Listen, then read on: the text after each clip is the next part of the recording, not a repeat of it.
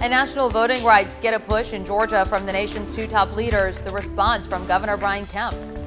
It's big. I knew Georgia had a good fan base, and I came back. I didn't expect this many people, but I'm happy. And the UGA Dogs get a warm welcome back home following their big championship win. See how the players reacted. That's still ahead. Good morning. You are looking live over downtown Macon. The time is 6:30 on this Wednesday, January 12th. We are halfway through the week, everyone. I'm Caitlin Heck. Let's head it over to Courtney for a look at a very cold start to the day. That's right. Yes. In fact, below freezing for just about all of us to start your morning.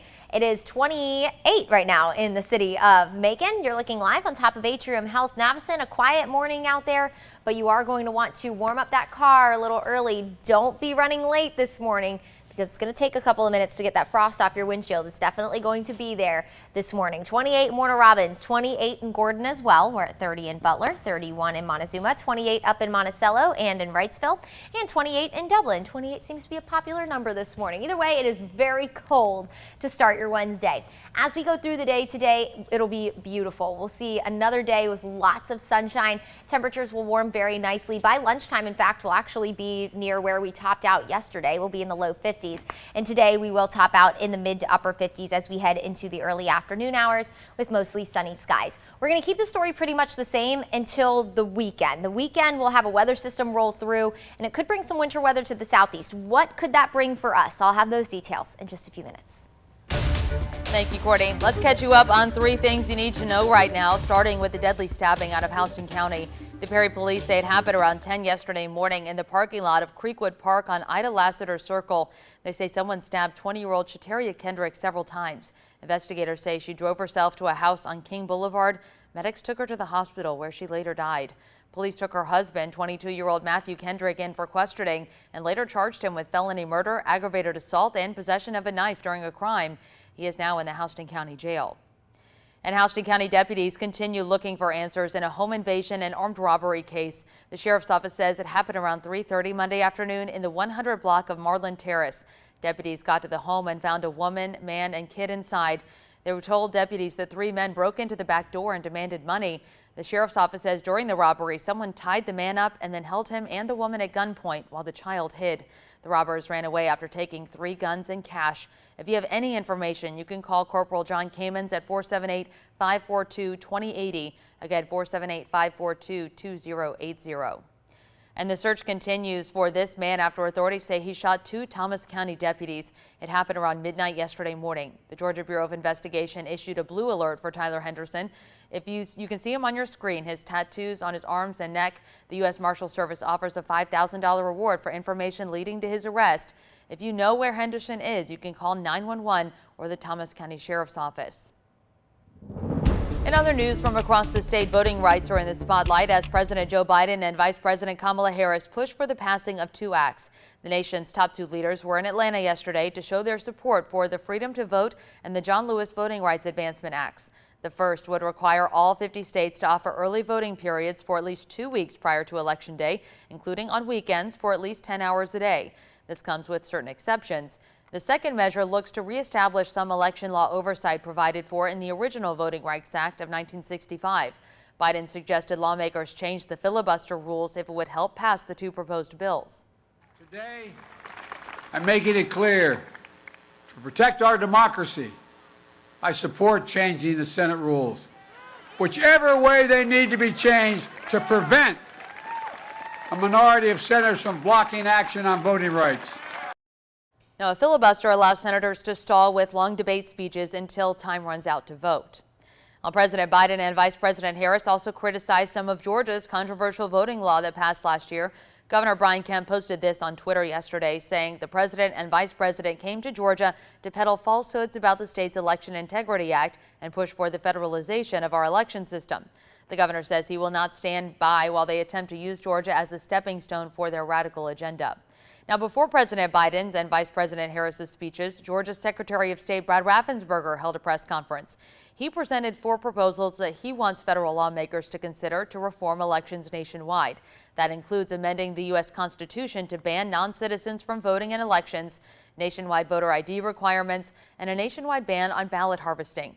He also wants a federal law to shorten the blackout period for election officials to conduct voter roll maintenance prior to an election. And tomorrow, Governor Brian Kemp plans to outline his vision for the Peach State this year. His office says he'll deliver the State of the State address before the General Assembly at 11 tomorrow morning. We'll bring you updates on air and online following the speech. A commercial spaceport could be stuck on Earth as a judge weighs whether a Georgia county can move ahead with buying land for it. Right now, the judge considers whether the spaceport can take off or if coastal Camden must first give voters a shot at a special election to approve the deal. The county won an FAA license last month to build a private launch pad. Opponents say the project poses financial and environmental risks. A petition filed last month seeks a March referendum on the county's planned land purchase. Attorneys for two opponents asked a judge yesterday to block the land deal until the special election happens or is denied. County officials say a delay could kill a project which they have already spent $10.3 million on. The Home Depot Foundation says it will give $1 million to the Atlanta-based National Center for Civil and Human Rights. The center plans to use the donation to expand its museum and increase community education and training. The foundation says the donation was in honor of Dr. Martin Luther King Jr. ahead of the national holiday marking his birthday. Well, this upcoming Monday, the country will remember the minister and civil rights activist. One Central Georgia school will celebrate Dr. King's life and accomplishments early. Georgia Military College in Milledgeville says it will host a ceremony on Friday afternoon at 2:30. That's happening at the Goldstein Center for Performing Arts on the school's campus. It is free and open to everyone. All right, the time is now 6:36.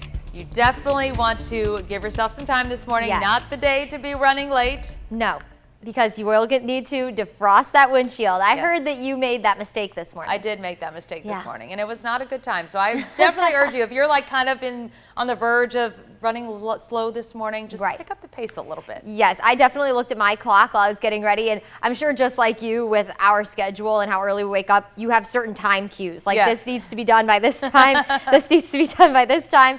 I said, okay, I need to make 2 extra minutes to go into my car and turn up the heat and get everything ready to go, because You are definitely glad for it. I am, because my car was toasty. I didn't have to worry about waiting for the ice. It's always when you're in a hurry too, when it just seems like the ice is taking extra long to defrost off your windshield. So be sure that you are taking our advice. You can't say we didn't tell you this morning. If your car is parked outside, there's going to be ice on the windshield. So give yourself the extra minute or two to go turn everything on so you can walk out to a nice and comfortable and warm car. All right, everybody. Well, you're looking live on top of the fairgrounds in Agri Center in Perry. A few people have already made their way out and about this morning for this Wednesday. You're looking out over I-75 on top of the fairgrounds here.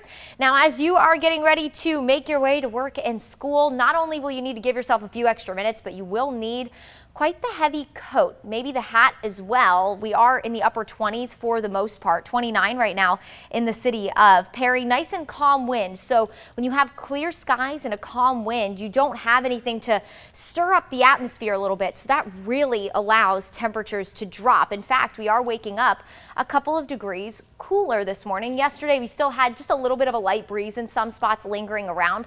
Without that this morning, temperatures are colder. We're in the upper 20s and low 30s. 28 in Gordon and in Warner Robins, 28 in Macon, 31 in Montezuma. We're at 28 in Wrightsville and in Sandersville, and 28 in Thomaston. 28 seems to be a popular number this morning, so upper 20s, low 30s to send you out the door. Now, all of you students who are getting ready to head to the bus stop this morning, mom and dad about to drop you off, I know getting out of that warm car is going to seem a little miserable. It is very cold at the bus stop this morning. So hat, gloves, scarf, just get yourself all bundled up for the morning. By the time you head to lunch today, recess, temperatures will be in the upper 40s and low 50s, and we're going to top out today in the mid to upper 50s. So for the ride home today, it will definitely be a lot more pleasant on the bus. As we head through the overnight hours, low temperatures tomorrow morning will be a little warmer. We'll have a few extra clouds around tomorrow morning to trap in some of the heat of the day today, so we won't be quite so frigid to start the day tomorrow. Now, we're going to stay pretty much the same through the rest of the week. We're going to stay cold and dry. The big change comes for the weekend, and we're going to take you through it. I'm sure you've seen a lot of posts already on social media about this weather system bringing the potential for winter weather to the southeast. Is there a potential? Yes. Here at home, It doesn't look very likely, but we're going to take you through it anyway. So what's going to happen is a ridge of high pressure is going to build into the north, very strong ridge of high pressure. That's going to help steer this weather system to the south. And while all this is happening, the jet stream is taking a really, really deep dive to the south. So that cold Canadian Arctic air is going to start to spill in behind it. So you can see that changeover starting to happen in parts of the Midwest, parts of the Tennessee River Valley as we head into the overnight hours on Sunday. All while this is all happening, a wedge is going to build in because high pressure is going to park itself to our northeast. What that's going to do, pull in all the already very cold air off the Appalachian Mountains into parts of Georgia. So right now, what the Weather Service is most concerned about is actually freezing rain. And that's when rain falls as rain, but the ground is freezing and it freezes as ice on the roads. It's very dangerous. Now, as we head into Sunday morning here at home, we're under the influence of a warm front. South of Macon, you don't have any chance for any kind of winter weather. I'm sorry. And even north of Macon, I think unfortunately, we're going to be a little bit too warm for any kind of changeover. The question is, do we have any lingering moisture into the overnight hours on Sunday? Because we'll definitely be cold enough come Monday morning. So we'll keep an eye on it. For now, it does look like for the most part, we're just going to get a chilly rain, but we'll get a better handle on it over the next couple of days. Cold and dry through the rest of the week. All eyes on the weekend for that rain and maybe winter weather potential, and we'll be back near 50 come Monday.